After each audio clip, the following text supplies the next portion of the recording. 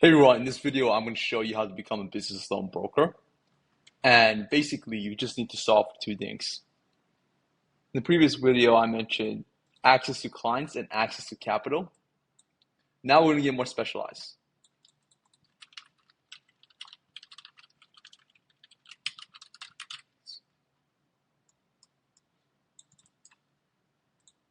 By product.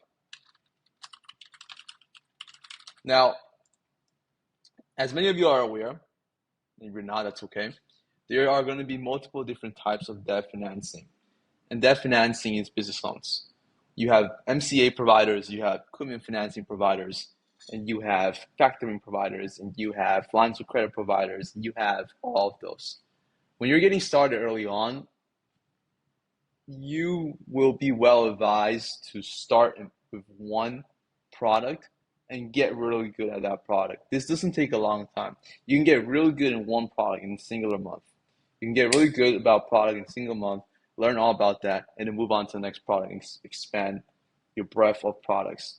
Now, I believe that as a broker, the more complex the deal is, the more money you can make. Simple deals are nice, but simple deals where the client wants to move forward, where it's easy to finance, are few and far in between. And unless you have a big shop with a lot of guys calling, a lot of guys hitting the phone for you, or a lot of money spent on paid ads, or a lot of emails being sent, it's very, very rare for you to get those. So again, back to the first point, I'll come back to this later on how you can get those deals, simple deals, and how you should think as a broker. Back to the original point. Access to capital and access to clients. These are the two things you're solving for as a broker. And so your biggest client base will be your capital providers. Because when you start out, you don't have any money and you need access to capital. So you need to treat the capital providers the same way you treat your clients, because these guys are going to be paying you. And the way I think about it is, since you're middlemaning everything from the client to the financing department, the financing company, the financing arm, you are basically serving two different customer base.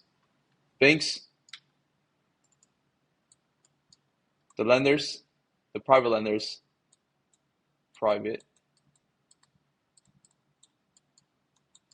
the credit unions, the funds,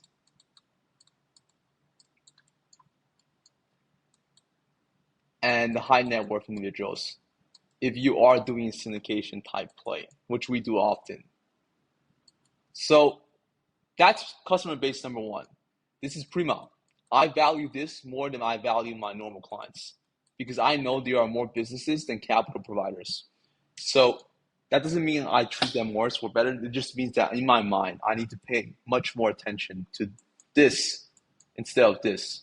Now, the other end of the equation is access to clients. Now, it depends on who you're going after, but if you're watching my videos, chances are your business audience, your client audience, is SMBs, small businesses. Sometimes it's middle market companies that are having trouble raising the financing they need. And sometimes it's even public companies.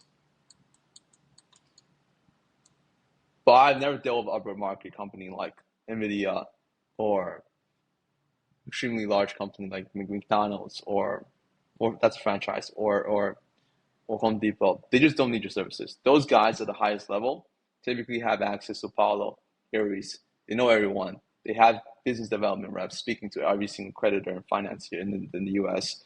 And it's very rare that you will actually be able to provide any sort of financing for them, if not impossible. So it's not impossible, but it's very rare. So if you're in my video watching this right now, chances are your audience is SMBs. So those two things in mind, I'm going to revisit the first point I mentioned, which is complexity. As a broker, you need to value this. As a lender, you want simplicity because you don't want to deal with problems post transactions, and you don't want your team to constantly be digging through everything, right? Because you will have deals on the table and you can always just pick the easier one. So your job as a broker is to package the complex deals in a fashion that's simple for the lender to understand. And as more and more people enter the cash advance marketplace, which is where I predominantly deal in, I personally have provided a lot of different alternative financing instead of just doing cash advance. I've been doing a lot of asset-backed lending, a lot of commercial real estate deals, deals that are complex and hard to get done because on the other side of the market is the army of brokers coming in and trying to sell the simple cash advance deal. And there's a lot of money in that. We have a fund dedicated to that. And we're raising money actively to deploy money in the cash advance space. But it's much harder to do those transactions than if you were to get good and actually learn the skill sets for the higher complexity transactions and offer those as a differentiator to the end user, the end client. And here's what I mean. If you and I both come to the same prospect and you offer a cash advance and I offer a commercial real estate deal plus a cash advance, he's going to go with me because I have financing that I can actually provide that's adjacent to the cash advance, that's better than cash advance, that's going to take him out of cash advance and put him in the right position. We literally just done 1.6 million, 2 million, 3 million in commercial real estate financing recently, and we're going to finish off this month with another 2.5 million in asset-backed lending. So those specific skill sets to address complexity, to help clients get the complex deals, that's extremely valuable. That's how you position yourself differently in the marketplace rather than just leaning in on your relationship and hoping that's going to be enough. Because most of the time, the relationship is not enough. And I've seen it. If you come to me with a deal, obviously I would try to build a relationship, but the first thing I would do is separate myself from the masses by offering a complex product that the client obviously wants. That is how you would differentiate. The relationship by itself is not enough. It gets your foot in the door, but you need something special for the client to stay with you. So that's how I would go about thinking about complexity as a broker. Now, I also said earlier on that you don't want to do everything at a time because that way, if you do that, not only are you not going to get good at any specific product, the client's going to be able to tell that you don't know what you're talking about. And it's going to be very hard for you to actually close deals when you don't know what you're talking about because conviction follows certainty. And if you're not certain about the product, you cannot communicate conviction to the end user, the prospect. So that's how I'll go thinking about this. Now, if you're going to become a business loan broker, you're going to want complexity. But the first few products that I would personally look at is the below. MCA, CRE, ABL.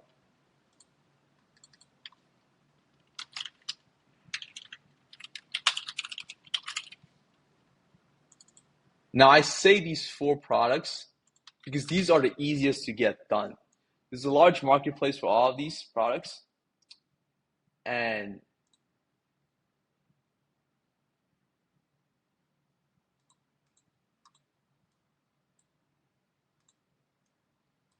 you can use the skill set you learn from doing one of these transactions and pull in the different products for the same client later.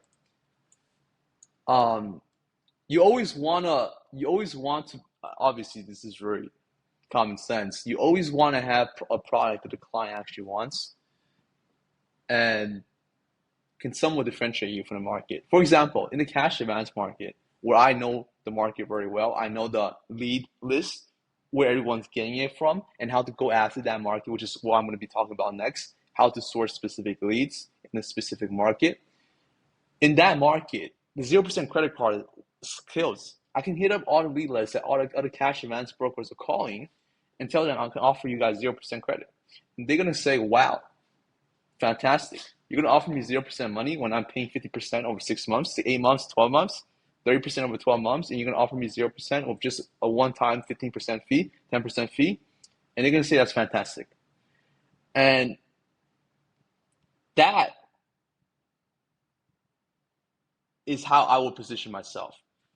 I would first learn the ecosystem of the market I'm going after, how I will be able to directly get in touch with those guys. And that's the key point. We cannot directly access those specific clients. They don't even think about the specific product that best fits them. You need to understand who you can actually talk to. Some of you are watching this video and you probably won't be able to get access to the same data list I have. And some of you have access to different data lists.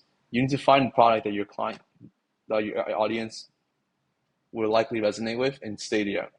Worry about product that the market wants. And the same goes to be said for the CRE financing. The MCA clients, they love this. Whenever I build them out of a cash advance, they tell me, "Wow, Ryan, you gave me a 30-year deal. Thank you so much." And ABLs as well. Cash advance is where I would stay at still. Even though there's a big market that's saturated, a lot of shops are hiring guys out of high school with no diploma. And I was one of those guys, by the way. I came out of high school, graduated. Instead of finishing Baruch, I instantly dropped out. But I know that there's a bunch of people entering the space. Everyone's cold calling, trying to sell cash advance. I would still stay here.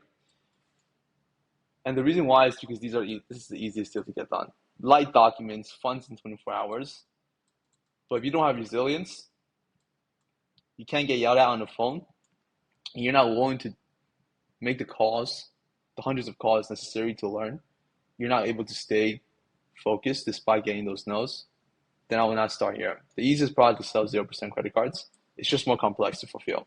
If you know how to get in touch with bankers that has a 0% credit card program, then it's very simple. If you want to do this, it's very simple. You go to LinkedIn, you search up the banks that have 0% credit cards, business relationship managers, you talk to them, and then you get in touch with them, tell them you want to send referrals, and end of story. You get the client, you get them to sign an agreement for a 10% fee, you connect the client to the banker, and then you get a 10% fee. That is super simple. Everyone is doing this, but not addressing MCA clients specifically. If you are able to reach MCA clients, offer them 0% credit cards, it will be very easy for you to sell. Because I know this because I've done this.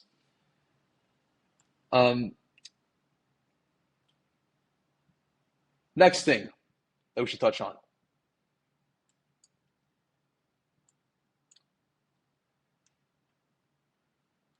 How to get in touch with the clients. Deal flow.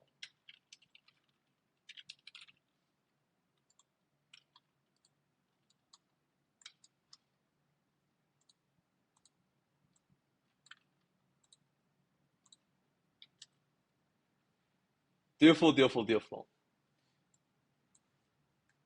You can cold call Yellow Pages. Not very effective, but it'll work. You can do paid ads. Spend $500 a day, roughly 15 grand a month. You'll get a lot of leads if you do this right. But you got to make sure your creative is on point. You hire the right media team to record the videos. If you run static, it will work also, but you will have a very low response rate because they don't know you. The reason why I only run video ads is because I'm indoctrinating the clients in advance. They trust me, they know me, and they understand what I do because I put my face to the ad itself. You can also do cold email, which is the cheapest and most effective way. So that covers channel for deal flow. For those of you who have any other questions or want me to address a specific point in the next video, just comment that below or email it to me. Also, if you want access to this super simple Miro board I made, just email contact@loanpayer.com and my team will email that Miro board to you. But thank you so much for watching this video. I hope this helped. And for those of you who are just getting started in the business loan journey, business loan brokering journey, I know this was a lot to take in, but there's a lot of money to be made, and you should make money with us. Sign up for our MCA fund, and let's fund some deals together. I'll talk to you all soon.